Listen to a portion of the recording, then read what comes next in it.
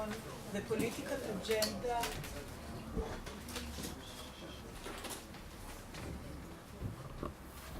Okay? Can you present Eran? Thank you. So Eran holds an MA in political thought with his thesis on the political agenda of the 20th century Kabbalists. And he is about to become a PhD candidate, right, in our program. Currently a CEO of an online marketing agency. His marketing experience with online games companies led him to explore the secret of the retention of these popular games. His dissertation addresses citizenship in online games and how the game's mechanism and community shape gamers' behaviors and perspectives. So the title of Eran's talk is Toward Gamified Citizens, Shaping Political Subject in the League of Legends. Okay, hello everybody. So I'll read a bit, then we'll see a short movie about the game, so you get to understand what's the game about, and then I'll talk a bit and give some examples. So League of Legends, or in short LOL, is an online game in the MOBA, multiplayer online battle arena genre. The game was developed by Riot Games and is one of the most popular and profitable online games today. The annual profits in 2015 were $1.6 billion. So, and in total, 32 million fans watched the 2013 championship series. Okay, every month there are 67 million different unique players that play the game. Every day there are 27 million unique players that play the game. And the professional teams are sponsored by big companies like Samsung, and they get a athlete visa for the US if needed.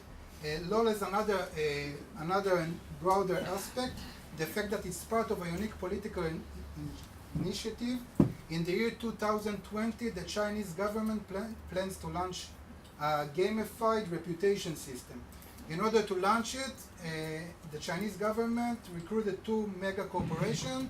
One is Alibaba, which is the Chinese Amazon, you can say, and the other one is Tencent, is a mega big corporation in the games that owns Riot, and also have a big percentage of Blizzard games, which owns the second popular game online, which is World of Warcraft.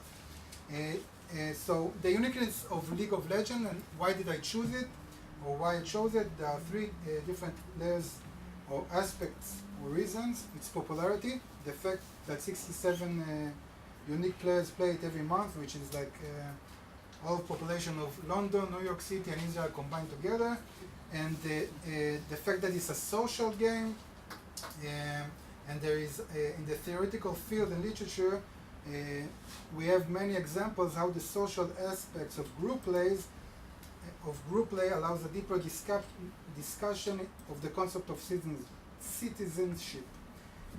So what happens actually is that if in regular games what a player needs to do is like a reverse engineering of the game mechanism and understand the rival in order to win, in social games they also need to create soft rules in order to understand how to cooperate together as a team in order to win. Also, Davison and Gam, for example, show how another popular game,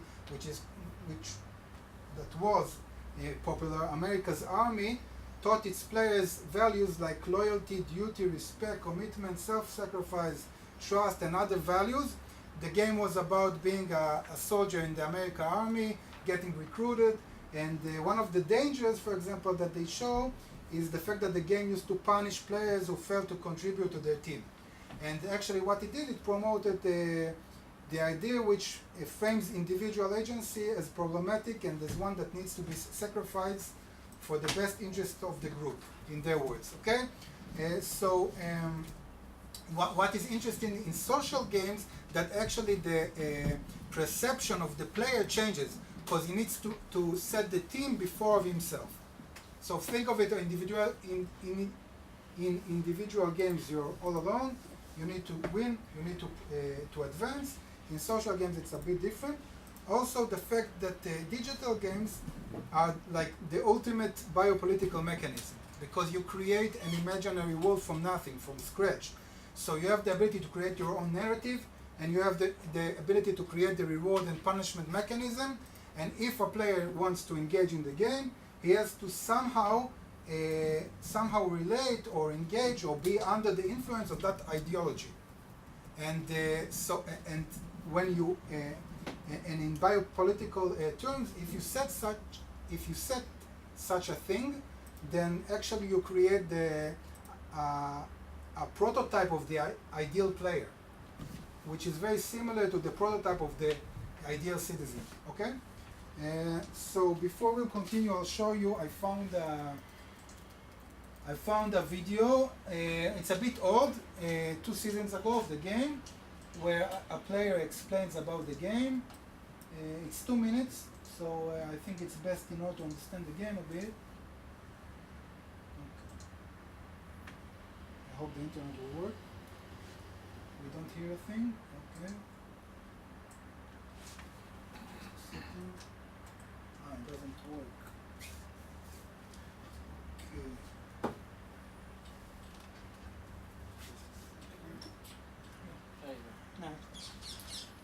Okay, second try. It's typically 5v5, and the main objective is to destroy the enemy's nexus. To get to the nexus, you have to go through minions, turrets, inhibitors, and the other champions. Minions spawn regularly and are killed to gain gold and XP. Gold is used to buy items, while ranking up with XP is used to upgrade your abilities. Each ability is unique to each champion, and are used to help the champion fight. Turrets are all along the lanes, and they deal high damage. If you have minions with you, the turret won't attack you unless you attack an enemy champion within the turret's range. The inhibitors are close to the enemy base, and when they are destroyed, they spawn super minions. Super minions have a lot of health and damage compared to regular minions.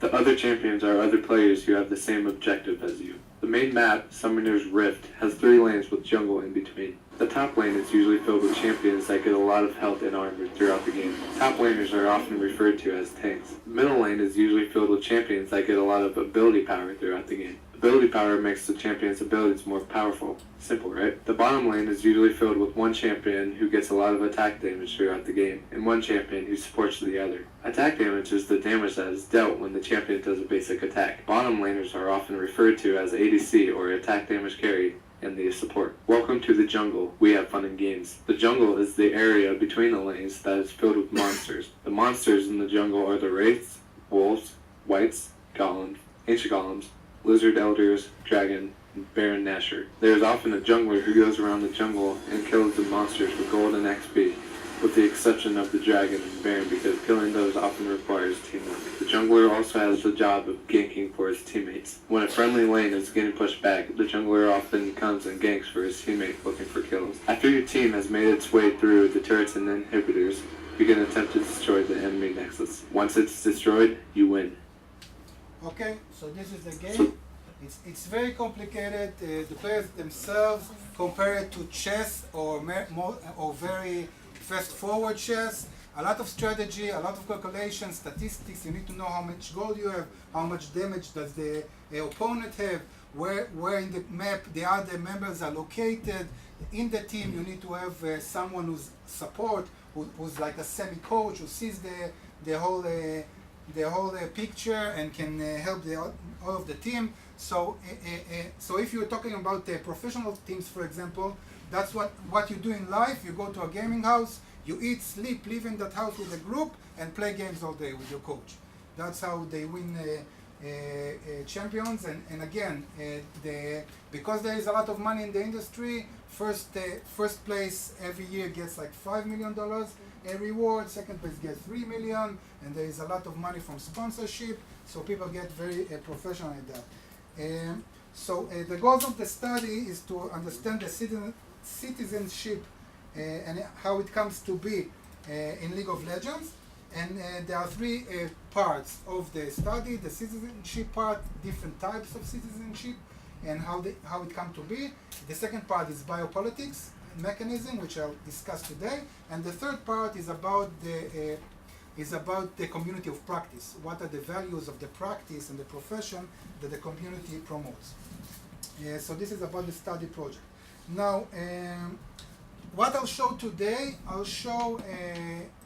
what I did in order to show today the chapter of the biopolitics, I took the chapter about governmentality from Rose, from Nicholas Rose in his book Reframing Political Thought, and I'll show how the concept that he talks about come to be in lectures that were given by Dr. Jeffrey Lin and his associates in MIT and in game developers conferences between 2013 and 2015. What happened actually is that Riot Games saw a problem in the game. It recruited PhDs in different fields in order to build what they call the player behavioral department. So think about it. If Facebook would have officially, we know that she has a lot of stuff, but if it will have officially a users behavioral department, or if the Israel government will have citizens behavioral department, that can cause a lot of noise. But in this game that 67 million people play every month, it goes like as something pretty obvious. Okay, so one of the lectures, and this is what I'll show now. One of the lectures was called "The Science Behind Shaping Behavior in Online Games." Okay, and this was given by Jeffrey Lin, which is his title is the lead social systems designer. Okay, so his role is to design the behavior of players. Okay, now you can understand why the Chinese government is really into this, because if you can program the behavior of citizens, then you don't need the KGB or something similar, because everybody do it from their own free will. Okay. Okay, so now I'll take terms from Rose, and I want to show them how they come into.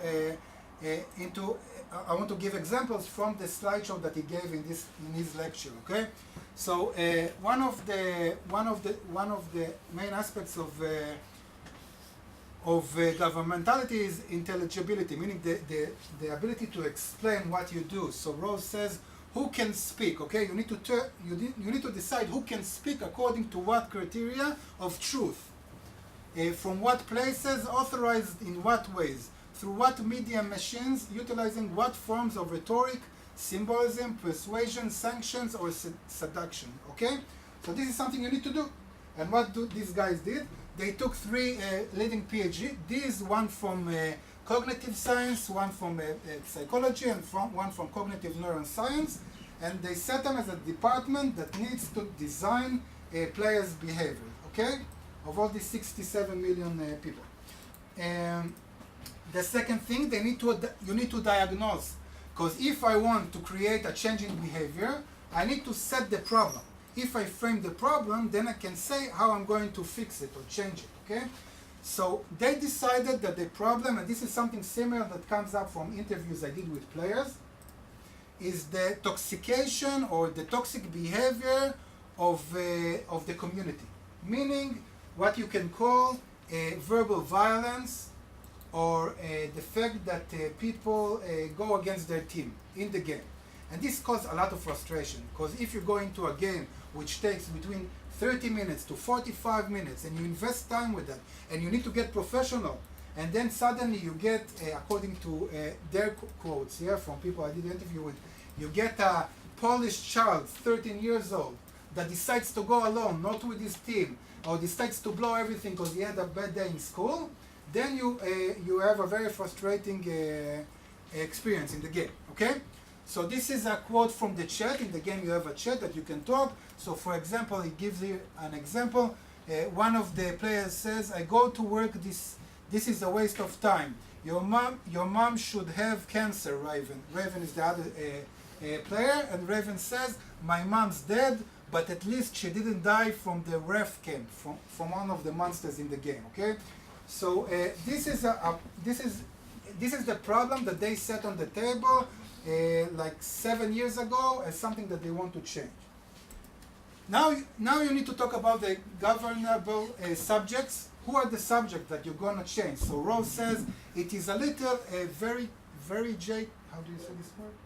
Variegated. Variegated. It is a little variegated, multiple history of the objectification of human beings within the discourses that would govern them, and their subjectification in diverse practices and techniques. Are we to be governed as members of our folk to be led, as children to be coddled and educated, as a human resource to be exploited, as members of our population to be managed, as legal subjects with rights, as responsible citizens of an interdependent society, as autonomous individuals with our own illimitable aspiration, as value-driven members of a moral community. Okay, so who we are, or how are we being treated? Okay, so this is something very important to understand. So the assumption, according to them, the assumption in the industry was that if you have toxic players, you need to cut them out.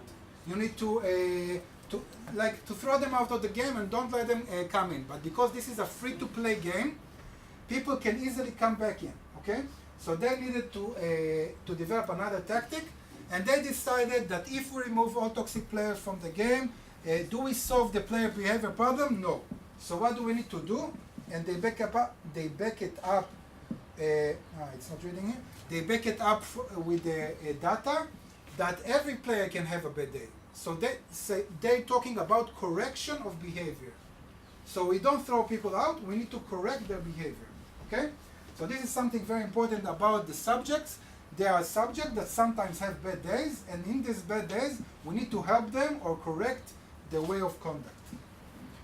Okay, and rationalities to govern, one could say, is to be condemned to seek an authority for one's authority.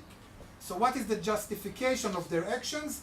They take scientific assumptions, mostly from psychology, and they run huge social experiments. Because if you have 67 million players a month, you can do a lot of experiments. Okay, so they take. Okay, I don't have much time, but they take all kinds of hypotheses and they check them on the game themselves. Okay, so for example, they close the chat for some players, so you need to opt in order to chat, and they see how it influences the game, the behavior, or they remove toxic players. They check, for example, if I remove a player with a feedback from the community or without a feedback from the community. So they see that if you are being removed with a feedback from other players, that your behavior is unacceptable, then those players change their behavior. What else? Okay, I've talked about this. Okay, so for example, they built a mechanism that allow good players to rate other players. So for example, if you played a bad game or you've been problematic, your chat and game go to review by other community players, and they can decide if they want to reward you or punish you, and to give you the feedback on your action. Also, they check the possibility of priming, so showing different messages in different colors. This is how it looks, the messages. So for example, they saw that if they show messages about how toxic behavior causes your team to lose more, and they show it in the color of red, then the toxic behavior in the game goes down. Okay, or if they show it in blue, it goes up. So this is what these guys do. Now there's a big question if actually there is a change in behavior, because if you interview the players themselves, those who play for many years, they say that it's not certain that they don't actually feel that the toxification, thank you very much, went down, but this is something I still need to check. Now, conclusion and discussions. Okay, so I'll read this. These efforts at Riot Games are a demonstration of biopolitics par excellence, meaning that they demonstrate strategies and conflicts which relate to the issue of conflict and verbal violence relevant to collective human existence. These strategies and techniques are meant to control the forms of knowledge in the political space of law, to shape the regimes of ideal truth, and to determine the desired effective and legitimate interventions mode. Riot Games and the design of its Department of Behavior is fulfilling all of Rose's 8 governmentality criteria which he described in his book. The company has power over its gamers, it has an epistemological self-justification and a rationalization for its action, a self-explanatory ability, virtual public spaces to govern subjects who adjust themselves to the norms and technologies that operate in these spaces. The ability to translate the regime of truth through a particular language exemplified by terms such as trolls. Trolls are players that go against their teams on purpose, toxic behavior, etc., and a definition of a specific problem. In an area in which the privately owned public spaces multiply, and taking into consideration that riot is part of a big social initiative within the Chinese regime, we can start to understand what impact these kinds of multiplayer social experiments and the method of thought and action that stand behind them might have on the future of our social life. Okay, so it's pretty easy to think how many of the methods that I've talked about here are happening in different spaces or different online public spaces that we are all part of, but in some places that there are more than the other, in some places there are more on the stage itself, and that's it. Thank you very much.